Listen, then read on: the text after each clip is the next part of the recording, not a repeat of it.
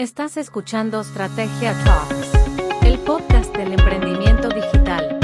Entrevistamos a fundadores de startups y actores del ecosistema digital para visibilizar sus historias, sus éxitos y aprendizajes más relevantes. Ahora también puedes encontrar nuestros episodios en el sitio web www.strategia.co/episodios. Con ustedes, nuestro anfitrión, Óscar Durán. Aquí ya estamos en vivo, estamos rodando. Óscar, bienvenido. Y hoy nos acompaña también Santiago Vicaría del equipo de OnTop, que se está estrenando en el mundo de los podcasts. Así que bueno, bienvenidos los dos. Gracias. Vale, súper, gracias. Muy bacano, bacano estar con ustedes hoy. Yo igual soy muy malo en el tema de los podcasts, pero todo es práctica, ¿no? O sea, todo es hacerlo y hacerlo y hacerlo. Con Santiago siempre nos pasa que nos interrumpimos 40 veces, esperemos a ver cómo sale el asunto, pero bueno, le doy la palabra a Vicaría para que se estrene y brille, güey. Tan lindo, ¿no? Muy político, muy bien, me parece. Nada, pues precisamente acá estamos todos es para habilitar un espacio chévere, Óscar, como hablamos. Súper interesante tenerte acá, aprender mucho de tu experiencia y de lo que pues por lo menos desde producto y de crear un podcast nos puedes enseñar o le puedes enseñar a la gente. Y una cosa súper charlada, nosotros acá estamos, como te has dado cuenta, casi que visita, tomando cerveza. El objetivo creo que es saber un poco más de ti. Entonces, si te parece, y por supuesto, en paralelo, como lo veníamos hablando, esto lo vamos a hacer en co-branding o entre las dos empresas, Strategia Talks y pues Border Breakers, que es el podcast que tenemos nosotros. Entonces, más que bienvenido, encantados de tenerte acá y cuéntanos un poquito de ti. Bueno, nada, súper.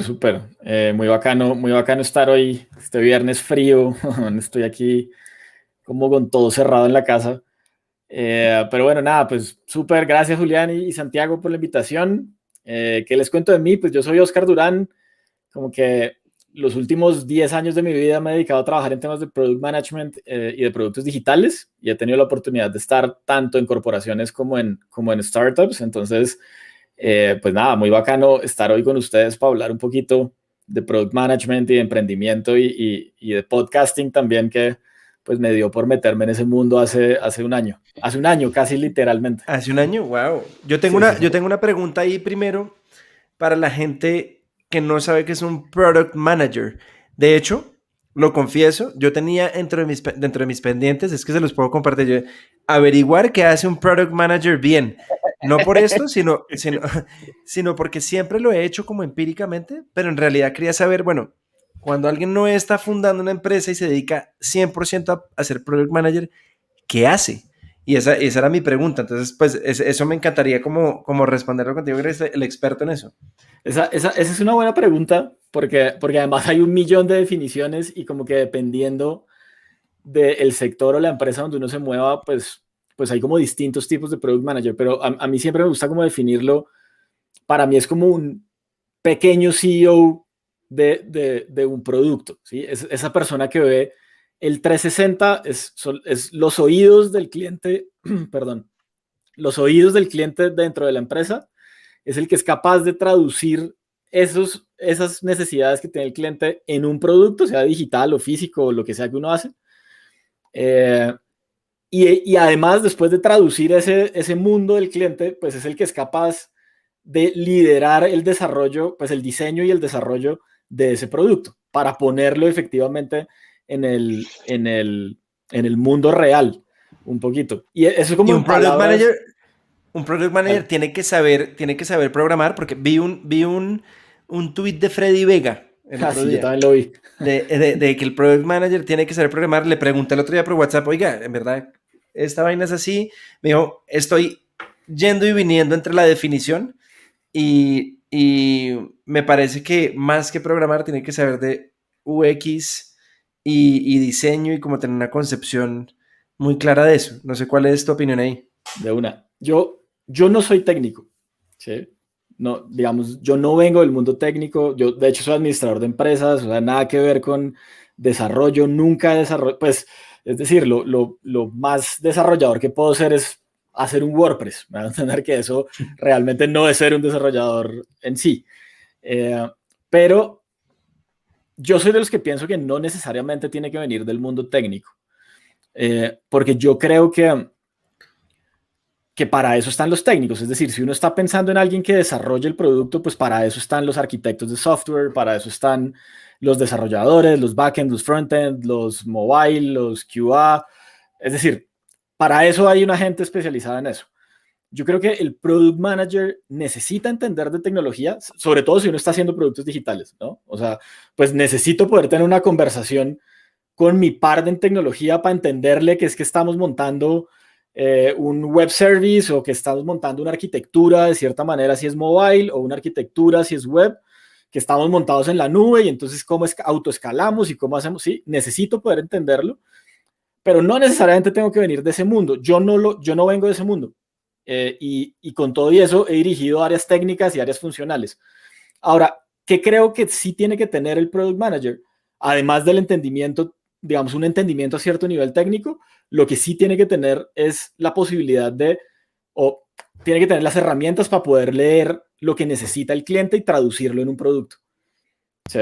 Claro, pero ahí mi pregunta, porque yo he hecho empíricamente eso, y lo hice la primera vez en Fitpal, dirigir el producto, pero yo siempre me sentía, a ver, yo viví en China un año, y cuando iba a clase de chino, pues me sentía muy perdido, en verdad yo no soy tan bueno para el chino, pero cuando hablaba con mis desarrolladores sentía más o menos eso, que los manes me hablaban y yo sentía que me estaban hablando en chino y yo me tenía que hacer el que sabía y le decía, sí, obvio, hágale el CRUD, estamos trabajando en el CRUD, hágale que el REST, que API, que no sé qué, y uno comienza a hacerse el huevón sí. Y a decir que sí.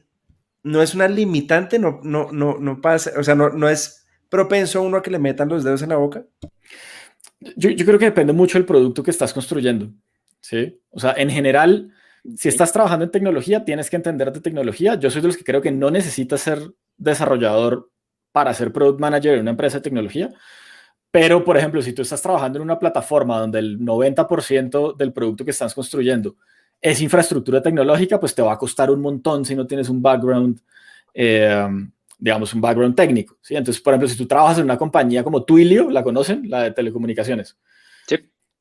El 90% de sus product managers son tipos que están todo el día pensando en APIs, en infraestructura de telecomunicaciones, en infraestructura en la nube. Entonces, pues probablemente tengas una limitante si no eres técnico o tienes que aprender muy rápido o te vas a tener que pasar del lado del product design o del product research o, ¿sabes? Como, sí, como desde el lado más funcional de hacer producto que técnico. Pero yo creo que al final, a ver, yo he trabajado en billeteras digitales, he trabajado en delivery, he trabajado en servicios financieros. Y, por ejemplo, esos productos tienen un componente de negocio y de mercado que es un poquito más fuerte que el componente técnico. No son productos tan técnicos, por más que son productos digitales. Sí, claro, pues obviamente hay una infraestructura, hay una arquitectura, hay backend, hay frontend, hay mobile, hay procesos de QA. Pero el product manager en sí, o sea, tú no contratas un product manager para que el man te programe o te haga el proceso de QA. ¿Sí? Pero el product manager tiene que entender cuál es el criterio de aceptación con el que va a recibir el producto de su equipo de desarrollo. ¿Sí? El product manager debe entender cómo estructura el backlog para que su equipo de desarrollo cumpla con el delivery. ¿Sí? Ok, entiendo. ¿Y qué debe estudiar un product manager? O sea, porque hay mucha gente, y esto se está poniendo de moda, que probablemente querrá ser product manager. ¿Qué carajos estudia uno para eso? Esa es una gran pregunta porque la respuesta es no tengo ni puta idea. O sea, digamos como que yo, a ver, y esta discusión la daba esta semana. Yo estoy actualmente trabajando para una agencia, digamos, internacional, haciendo product management para hacer productos digitales. Y nos hacíamos esa pregunta, nos hacíamos dos preguntas. Y es, uno, ¿qué es estrategia de producto? Esa es otra discusión. Pero además, dos, ¿cómo llevamos a nuestros product managers, digamos, junior, a ser product managers de verdad? Entonces, ¿qué les damos de estudiar? No, pues ni idea. Sí, entonces hay algunos esfuerzos, entonces, digamos, Platzi tiene algunos esfuerzos de educar en Product Management desde el Product Design hasta los temas técnicos. Ahora Acámica creo que lanzó también su escuela de productos digitales y tiene Product Management ahí. Pero la verdad, yo se los digo desde mi experiencia, yo creo que en Product Management no está nada escrito todavía. Conocemos de los éxitos de las startups de Silicon Valley y cómo han hecho producto, pero como que uno diga, yo tengo que estudiar esto, esto y esto y esto, usted no va a aprender a hacer un research hasta que no se lance a hacer el research. Okay. Claro, usted va a poder tener formaticos y le van a dar clases y es importante como cursos y demás, pero usted va a hacer el research y va a entender cómo entender a su cliente cuando esté ahí en la calle. Y después cuando vaya a hacer un backlog, pues cuando vaya a hacer el backlog. Y después cuando vaya a hacer el roadmap, cuando vaya a hacer el roadmap. Y después cuando vaya a interactuar en las ceremonias ágiles con su equipo de desarrollo, eso es algo como que no se enseña. Así como cuando uno pasa por la universidad y sale y le hágase un modelo financiero y nadie tiene ni puta idea. Claro. Hasta que no le toca enfrentarse nadie a la sabe banca de inversión. Nadie se acuerda que es el PIG y el balance. Exacto. A mí me pasó No, eso. Pero eso sí, yo sí lo sufrí parejo. Pues es que todo el mundo lo sufre, pero uno no se acuerda. O sea, me va a decir que usted salió de la universidad sabiendo ya perfectamente hacer un PIG y un balance, uno se lo olvida, se lo aseguro. Yo no sabía hacer una tabla dinámica. Exacto. Entonces, ahí está. Pero, sí, o sea, yo creo que ahí todavía hay mucha tela por cortar, pero, pues digamos como que uno sí se puede formar como en 3 o 4, digamos, áreas. Entonces, uno, un poquito en los temas de diseño, a mí me parece que es importante. Yo además soy profesor ahí con Santiago en el CESA y en otros lados, pero yo siempre le digo como a la gente, cuando en las charlas o en las clases o lo que sea, les digo como, yo creo que hay que traer el mundo del diseño al mundo de los negocios y de la tecnología. Entonces, cuando uno piensa como diseñador, empieza a pensar un poquito más en el cliente. Y eso, pues sí, usted lo puede estudiar y puede entender cómo se hace una investigación de usuario y puede entender cómo se crea un perfil y puede entender cómo se hace la arquitectura de información de un sitio y puede entender cómo se hacen los workshops para hacer eso. Pero hasta que no lo haga, no lo va a entender. Usted se puede leer Design Sprint para hacer productos digitales en 5 días. Vaya, haga un producto digital en 5 días. O por lo menos el prototipo. ¿Me vas a entender? No, sobre todo porque uno se puede soñar el producto que uno quiera, pero al final es lo que quiera el cliente. Y lo que el cliente esté dispuesto a pagar, a hacer y lo que de verdad necesite. Porque uno normalmente viven muchas hipótesis en la cabeza. Y hay gente que a mí me llega todo el día. Tengo una idea buenísima. Imagínese esta aplicación así, así, así, así. Y uno dice, pero ¿de qué sirve que me muestre todas estas ideas si en verdad no ha salido a la calle a ver si alguien pues quiere hacer eso o no? Exactamente. Sí. Entonces, para mí me parece, o sea, si yo pudiera devolverme en el tiempo y empezar mi carrera profesional, me encantaría hacer, meterme en la parte de producto a full. Me parece una cosa muy necesaria porque es la persona que entiende de negocio, entiende cómo se estructura un desarrollo y comunica las dos partes, porque una parte habla chino, la otra habla negocios, uno necesita como un traductor, es como yo lo veo. Sí, total. Y el product manager está ahí en la mitad. O sea, uno está ahí metido en la mitad entre el que habla técnico y el que habla de ventas y de inversión y demás. Bueno, Vicaría ha tenido la experiencia, él se ha bandeado un producto muy bien, la verdad, en OnTop, y lo ha hecho antes en otras startups, pero, o sea, ¿usted qué opina, Vicaría? ¿Cómo ve el asunto? ¿Qué le parece difícil, sobre todo? ¿Sabe yo que me he quedado pensando? Es si uno tiene que sacar lo que el cliente quiere o lo que el cliente necesita. Esa es como la pregunta que me queda a mí ahorita digamos, en general. Porque si uno todo el tiempo está dando gusto, ¿será que sí efectivamente está sacando lo que efectivamente vale la pena? No sé, Oscar, ¿qué opine? Esa es una buena discusión. A ver, ¿yo qué creo? Yo creo un poquito que es un balance entre ambas, pero es difícil entender o hacerle entender que el cliente necesita algo. Y les voy a poner un ejemplo. Digamos, yo estuve en Movi, cuando Movi era un PowerPoint. ¿sí? Y trabajando con Hernando y Ah, de con verdad, Catherine, buenísimo, con Hernando. y con Catherine No, y con Castillo y demás. Catherine. Sí. Ah, qué locura, qué bien. Y uno, digamos, un poquito, hace 3 años uno podría decir, el futuro son las remesas digitales. Vaya, explíquele usted a alguien que además nunca ha tenido una cuenta de ahorros que el futuro son las remesas digitales. ¿Sí? ¿Él lo necesita? Sí lo necesita. ¿Sí? Pues lo necesita. Ahora, ¿lo necesita ya? Probablemente no. O probablemente uno que se cree más inteligente que él, entonces uno dice, uy, sí lo necesita, porque se ahorra costos y no le toca salir de su casa. A ese man salir de su casa le encanta. ¿Sí? Entonces un poquito, creo que esa habilidad de uno poder entender como lo que el cliente necesita hoy, pero estar preparándose para lo que va a necesitar mañana y estructurar el producto de esa manera, ¿sí? Que el producto pueda escalar al punto de que ahora le doy una cuenta digital, pero mañana le va a poder dar remesas y pasado mañana créditos, ¿sí? Pues esa es una habilidad bien importante dentro de los equipos de producto.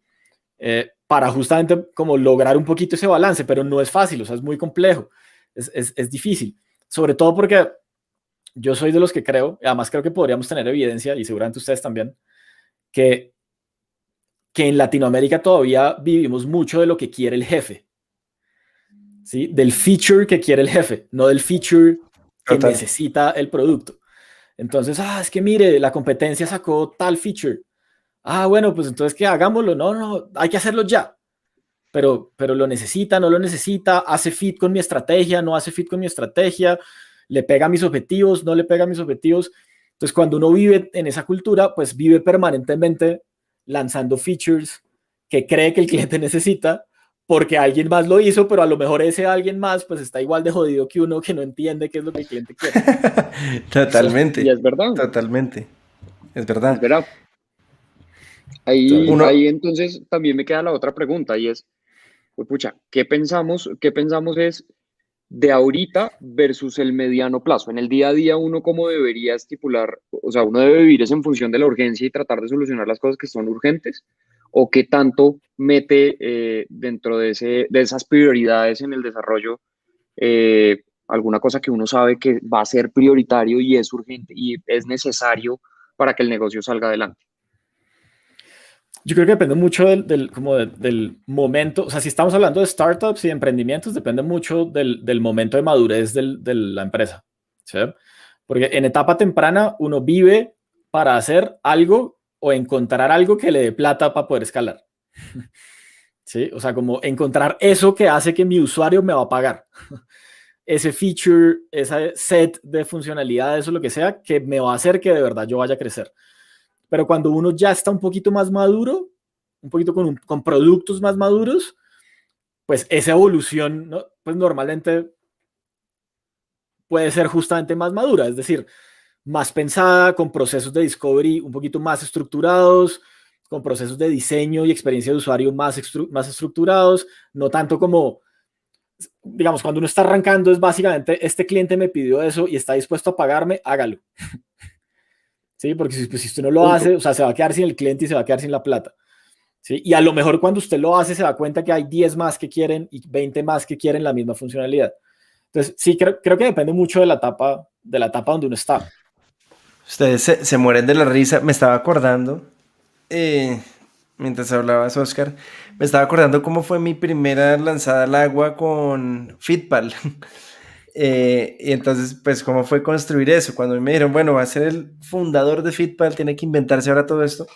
Yo me fui a mi casa e imprimí unas, que 100 hojas, como 100 templates como de un browser en blanco, como un canvas en blanco y comencé a pintar, pero de la manera más atroz. Yo lo tengo por ahí escaneado, un día se los muestro, pero comencé a pintar cada pantalla sin saber, o sea, yo no había estudiado nada de product management ni nada. Simplemente dije, bueno, ¿qué es lo lógico acá? Pues veamos a ver cómo es que se ve esta cosa que me estoy imaginando en la cabeza. La pinto pantalla por pantalla. Después dije, no, pero es que viendo esto pantalla por pantalla no lo puedo como dimensionar. Voy a hacer un PowerPoint con un flujo. Y después descubrí que poco a poco eso es básicamente lo que uno comienza a hacer, pero obviamente con herramientas más profesionales, solo que de la manera más arcaica la hice. O sea, ustedes se podrían reír con eso. Mi pregunta iba a, ¿qué herramientas recomiendas tú para hacer eso que yo hice? Porque yo lo que hice fue casi que prototipar y hacer wireframes de una y después el flujo. O sea, como mezclé muchas cosas en el proceso. Quiero preguntarte sobre el proceso correcto y las herramientas para hacerlo. Vale. Digamos, ese proceso que tú hiciste, pues es un proceso que normalmente es algo que uno hace mucho cuando está emprendiendo, ¿no? Y está bien, porque además yo también creo que el producto tiene mucho de intuición. A veces cuando uno le quiere meter demasiada ciencia a las cosas, pues se enreda, se complica, ya vendrá el momento de hacerlo, ¿sí? Ya vendrá el momento de hacerlo. Pero yo creo que hay dos cosas y es uno, yo sí creo que uno debería por lo menos tener 2 o 3 hipótesis del problema que quiere resolver y hablarse con los usuarios. O sea, hablarse con 10 personas, 15 personas, 20 personas, pero hablarse de verdad, ¿no? No con la mamá ni el papá, que es lo que uno suele hacer como, ay, papá, ¿usted me compraría estas empanadas? Y el man, obvio, sí se las compro, ¿sí? Porque pues es mi hijo.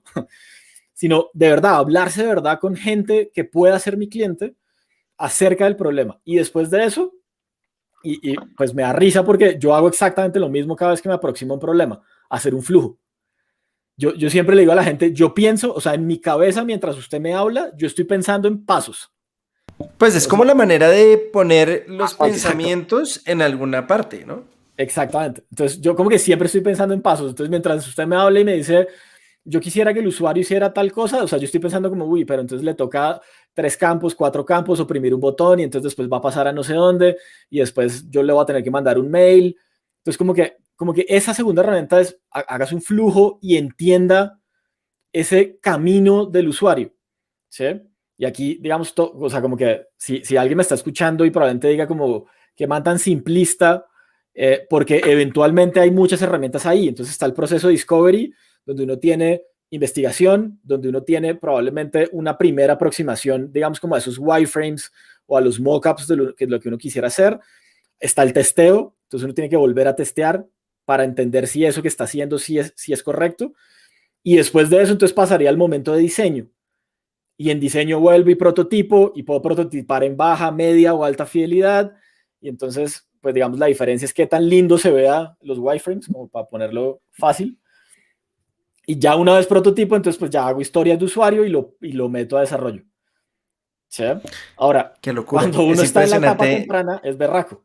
¿Sí? Es impresionante lo que se parece eso al proceso de hacer música, de hacer una canción. Yo soy músico aficionado y cuando uno entra a grabar una canción y a componerla, es muy parecido a eso. Es muy parecido a eso y uno comienza, es como por capas, ¿no? Y es eso que dices de alta fidelidad o baja fidelidad y uno, al principio uno hace una versión que es una mierda, pues no una mierda, sino como muy básica y comienza a hacer lo que se llama el arreglo, comienza a mover, y tiene que tener la estructura en la cabeza.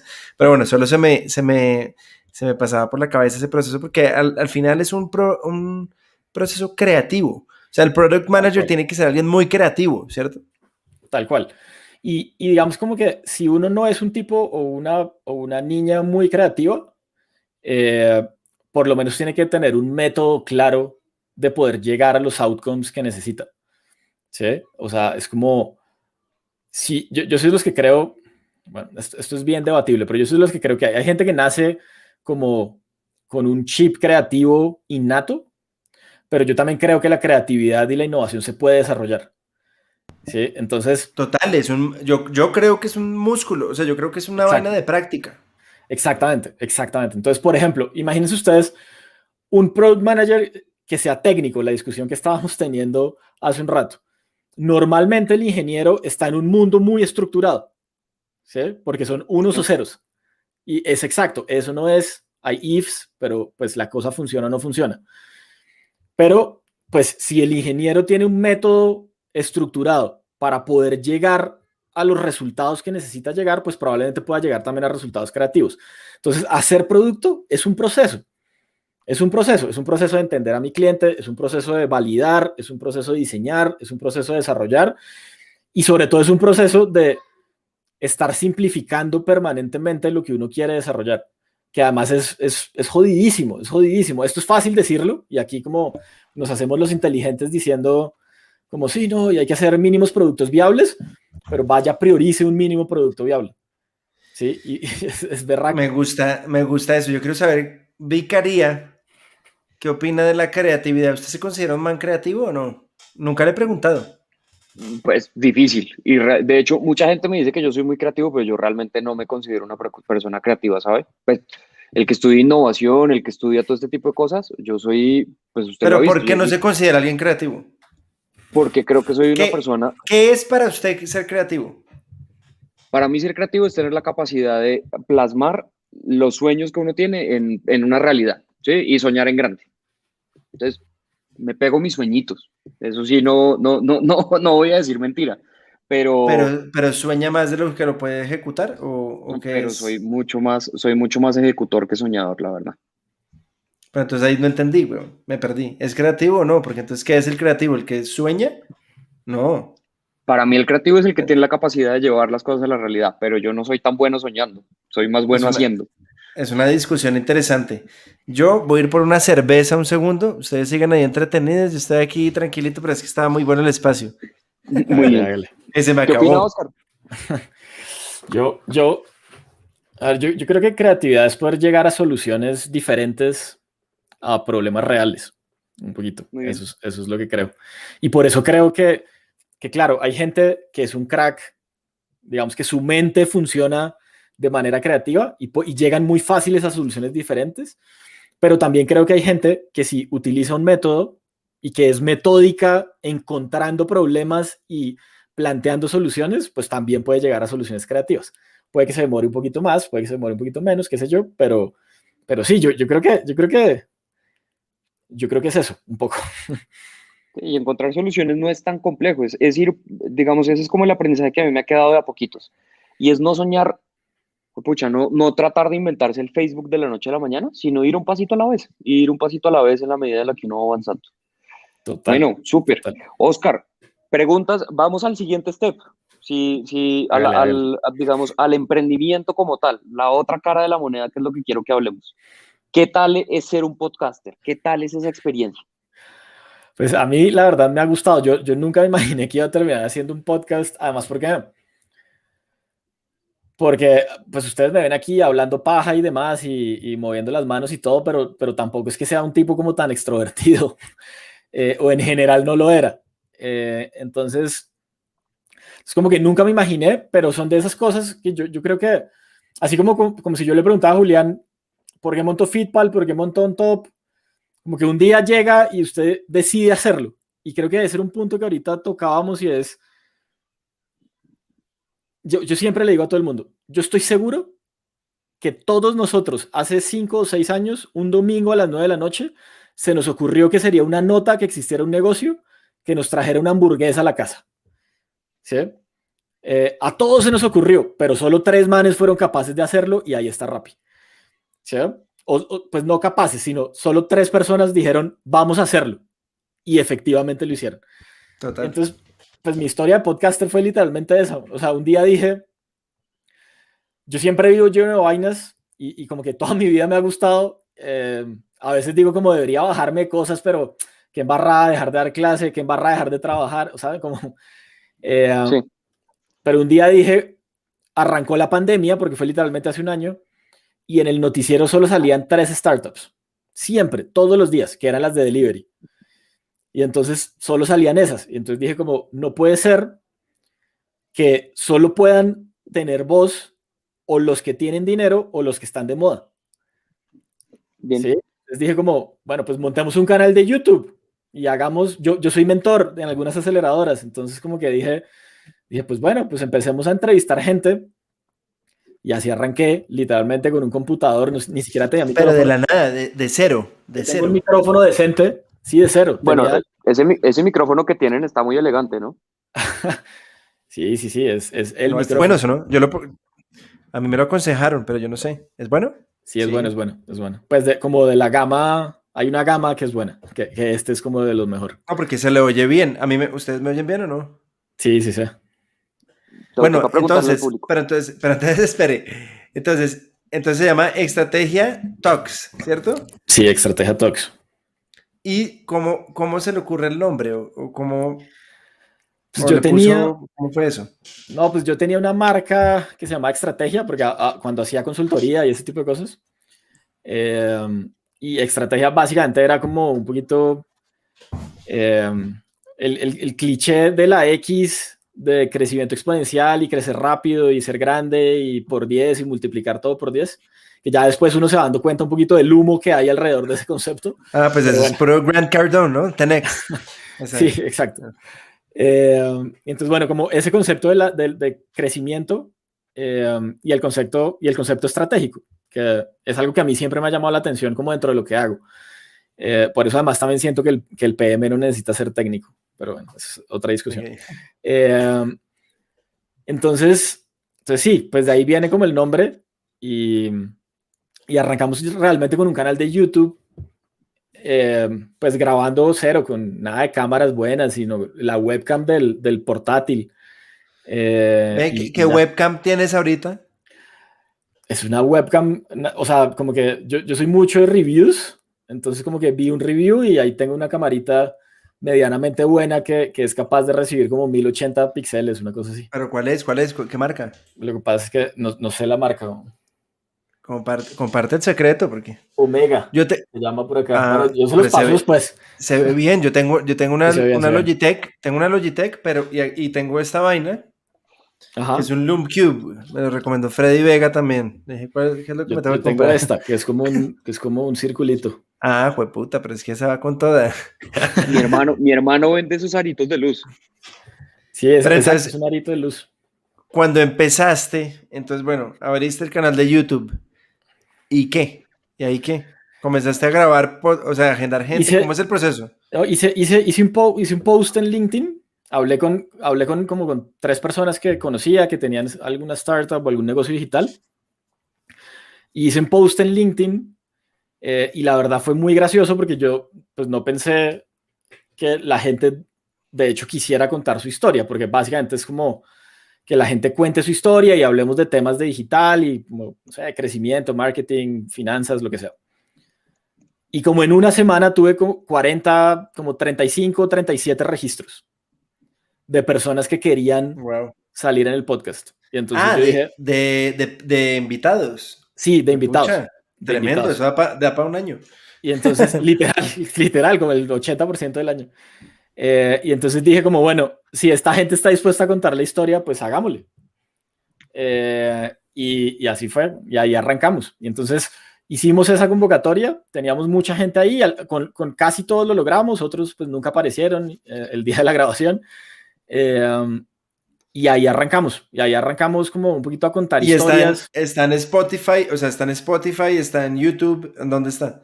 Sí, realmente está en cualquier plataforma de podcast, pero fundamentalmente como que le hacemos push a Google Podcast, Spotify, Apple Podcast y a una plataforma española que se llama iVoox.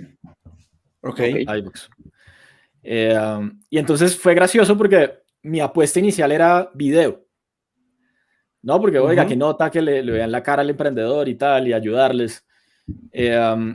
Pero me di cuenta que hacer video era muy berraco porque entonces uno tenía que editar el video, tenía que ponerlo bonito y pues eso come tiempo. Sí, todo puede fallar. Puede que el man que no tenga enfrente tenga en internet hecho mierda. Exactamente. Y no sale nada. Exacto. Entonces, pues, después de un tiempo dije, como literalmente como si fuera un emprendimiento. O sea, dije como, parece que el canal no es YouTube. O sea, Muy bien. Y entonces dije, no, el canal no es YouTube.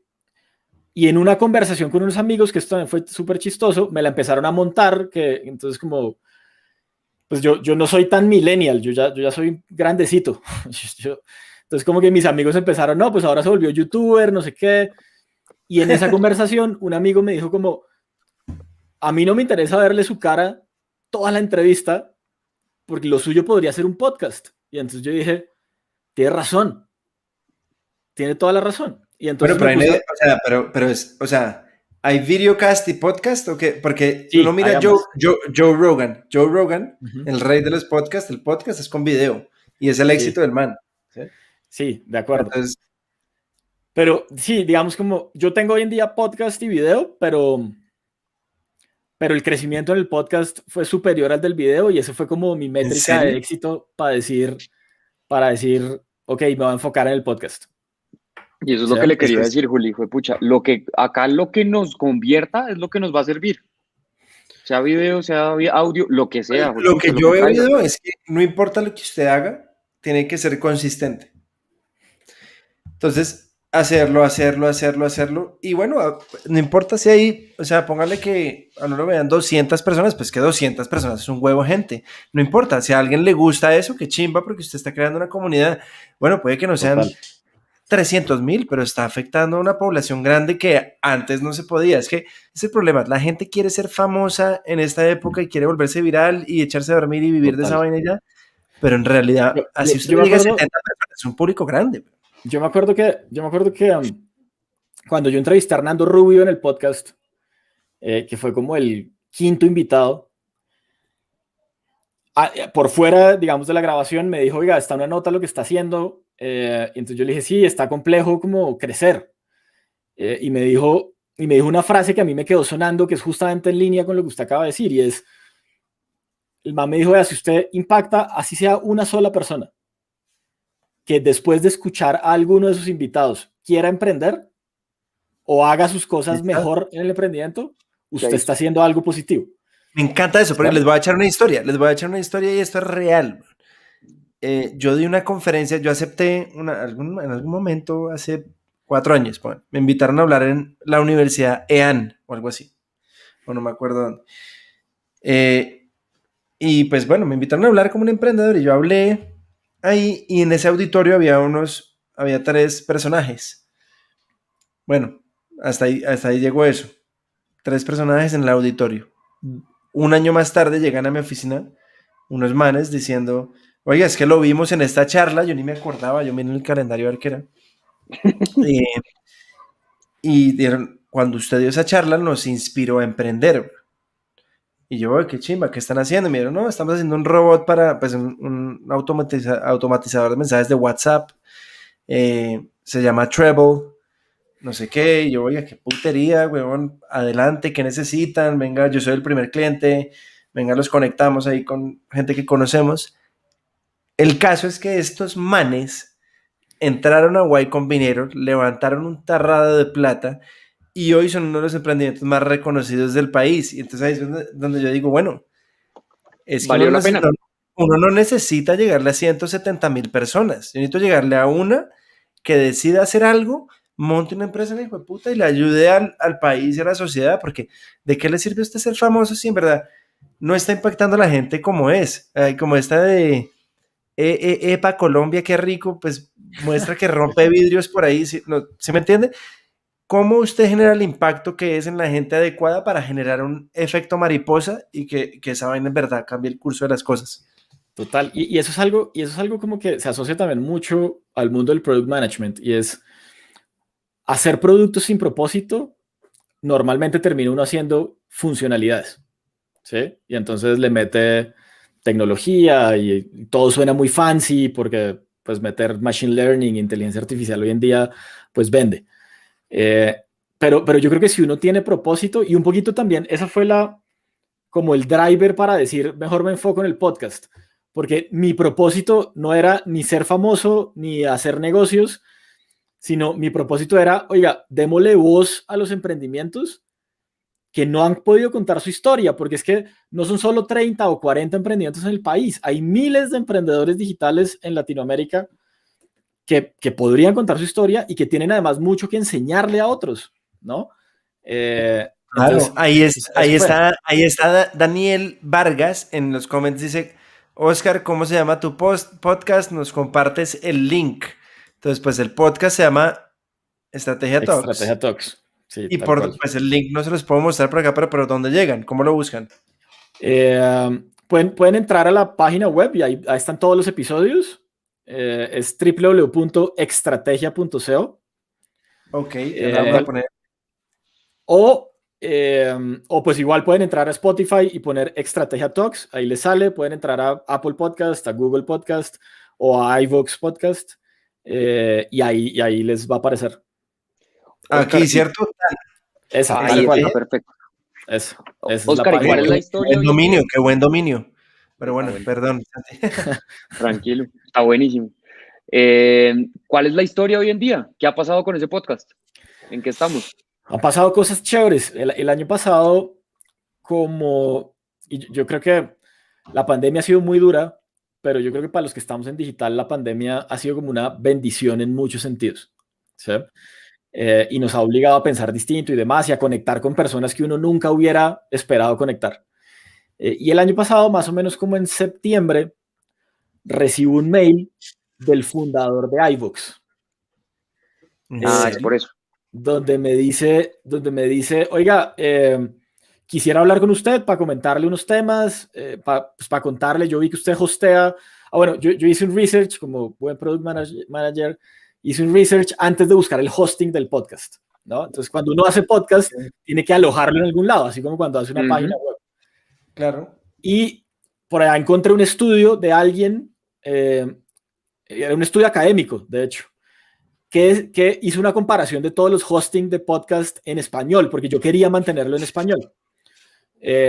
Y pues salió iVoox como con un 80% del mercado. Entonces yo dije, bueno, pues si ese estudio dice eso y ese man se gastó tiempo haciendo el estudio, vamos para allá. Hagámosle.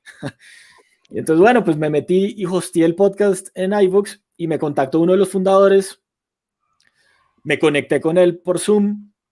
Y me dijo, oiga, el algoritmo identificó a su podcast como un podcast interesante, nuestra gente de contenido pues lo evaluó y nos pareció una chimba de podcast, entonces queremos proponerle algo, queremos proponerle que entre a un proceso de aceleración con nosotros invertimos un dinero en especie, digamos en modo de promoción y metodología de podcasting, con la condición de que usted entra a ser parte de un catálogo privado de podcast en el mundo. Entonces yo, pues, me pareció interesante.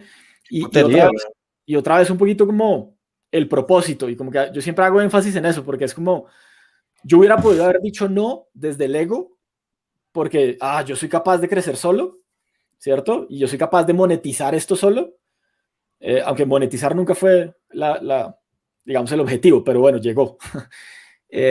Pero también como desde el propósito... Monetizado.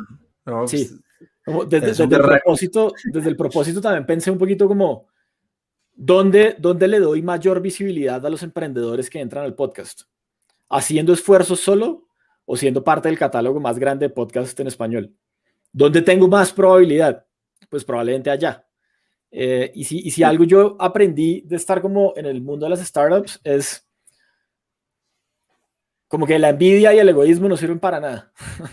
Entonces, el gran objetivo es construir comunidad. Y si lo puedo hacer con otra persona o con 10 más, pues lo voy a hacer con 10 más. Y eso fue un poquito la historia. Entonces me metí en ese rollo con el compromiso de que tengo que seguir generando contenido. Me compré mi micrófono porque pues ya pude.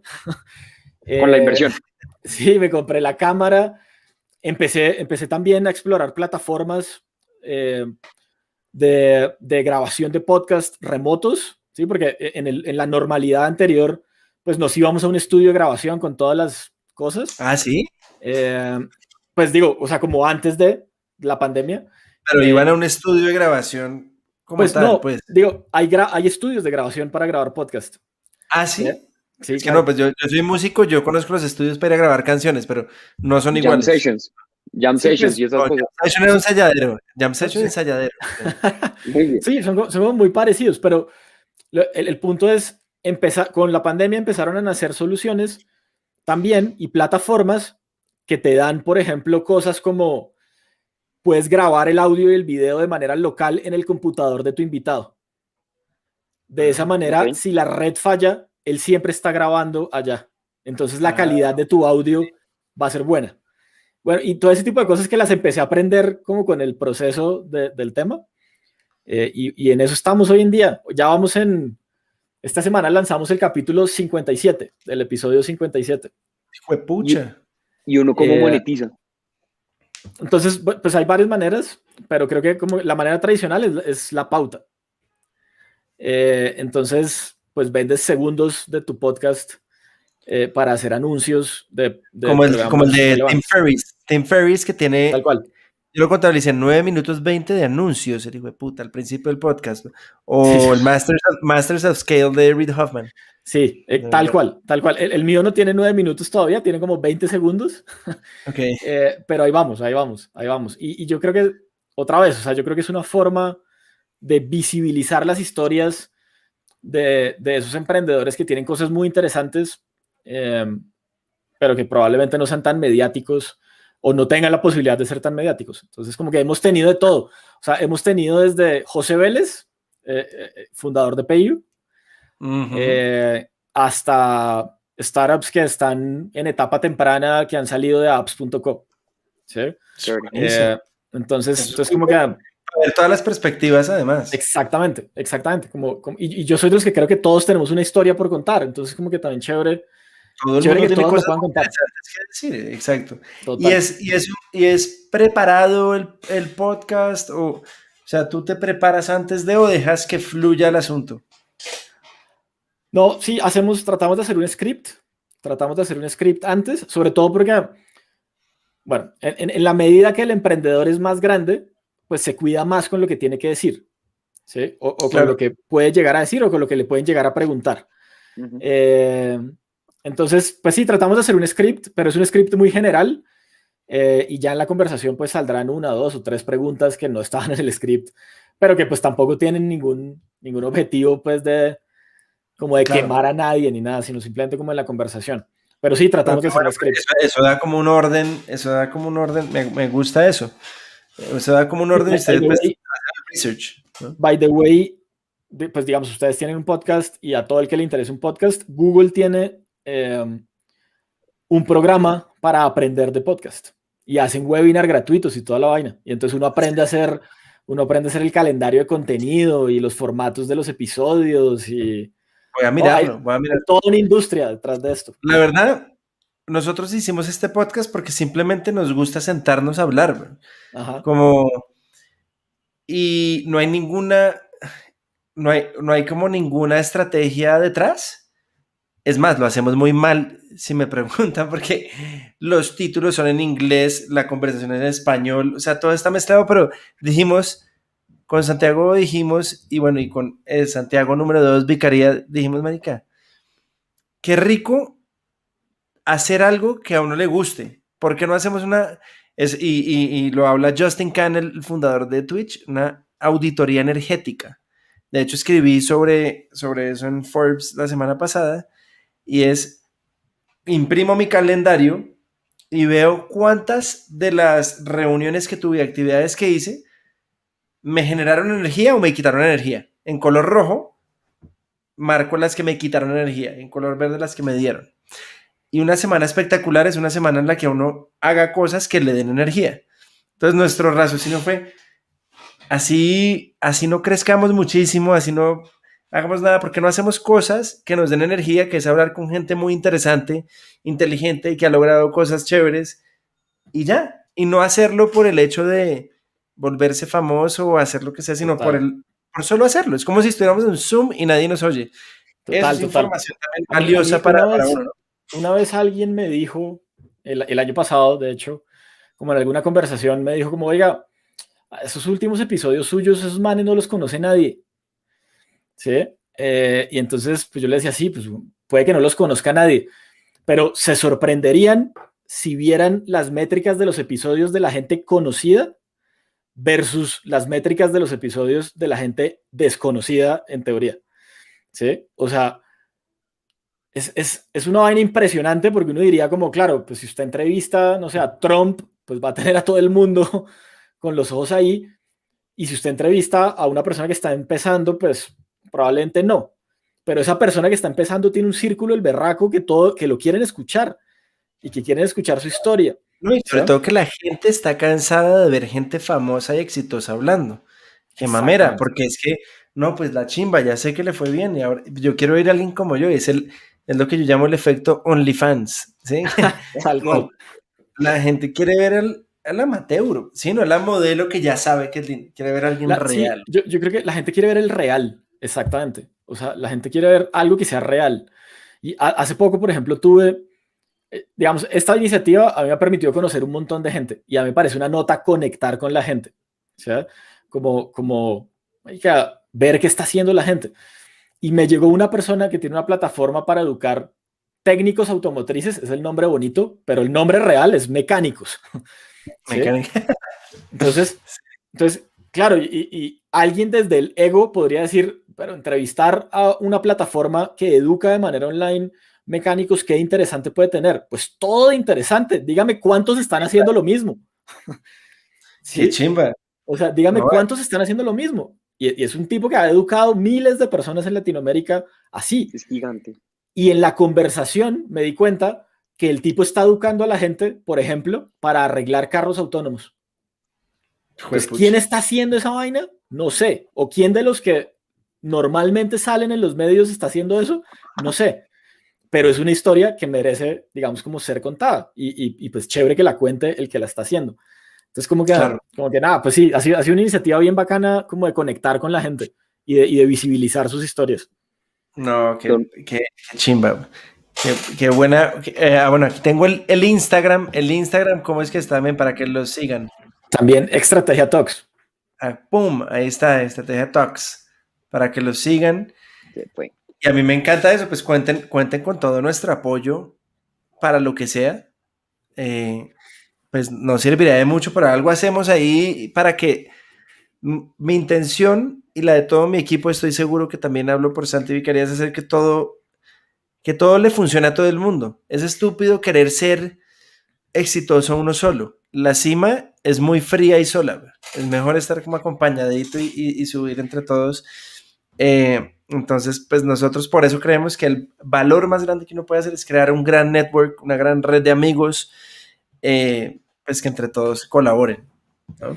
Total. Y pues igual en Estrategia Talks, o sea, yo lo veo más que un podcast como una comunidad. Y es, pues ojalá algún día uno pudiera llegar a ofrecerle beneficios a esa comunidad de startups que han salido en el podcast, por ejemplo. Para allá vamos. Sí, que entre todos pudieran darse, o sea, ¿cuántas startups remotas no necesitan un top, por ejemplo? O cuántas startups no necesitan, no sé, beneficios, lo que sea. Entonces, como que yo sí creo que ese es el propósito, o sea, hacer comunidad, y solo se logran muy poquitas cosas. Pero eso es una muy buena idea, porque es que hasta ahora la estrategia de monetización de los productos que se vuelven muy masivos son los ads, ¿sí? La publicidad. ¿Qué tal si el modelo de monetización es otro? Es como esos beneficios. No sé, ahí puede haber cosas muy interesantes, como si usted se suscribe a mi podcast, aquí usted tiene un montón de cosas, casi como si no le dan una tarjeta de crédito que tiene muchos beneficios, porque no puede existir eso en el mundo de las comunidades. No, es que yo pertenezco a Estrategia y a mí me dan esto y esto porque soy miembro de ahí. Qué chimba poder hacer eso. Exacto. Entonces, pues nada, ahí estamos todos en el mismo ecosistema, entonces al final, pues hay que hacerle todos. Bueno, pues me encantó esta conversación. Mil gracias, Oscar, por tu tiempo. Me imagino que debes estar también muy ocupado con todas tus cosas, entonces queremos agradecerte este rato, que para mí fue muy agradable. Sentí que se nota el nivel de entrenamiento que tienes en conversaciones, porque esto fluye. Yo estoy ahí, yo podría seguir por horas, pero la verdad, mil gracias, muy interesante, y sé que le va a agregar muchísimo valor a la gente. No, súper, gracias a ustedes. Además, muy bacano lo que están haciendo con OnTop, muy bacano lo que han hecho con Fitpal, y pues nada, igual estamos para las que sea. Yo siempre digo, uno siempre está llevado, eso me pasa a mí, seguramente a ustedes también, uno siempre anda llevado, pero a estos espacios como que siempre les saco tiempo, porque son espacios que disfruto, como que lo recargan uno de energía, igual que dar clases y todas esas cosas. Entonces, nada, muy bacano, muchas gracias, y gracias a todos los que estuvieron ahí conectados. No, muchas gracias, nos vemos. Seguimos súper en contacto. Abrazo. Chao.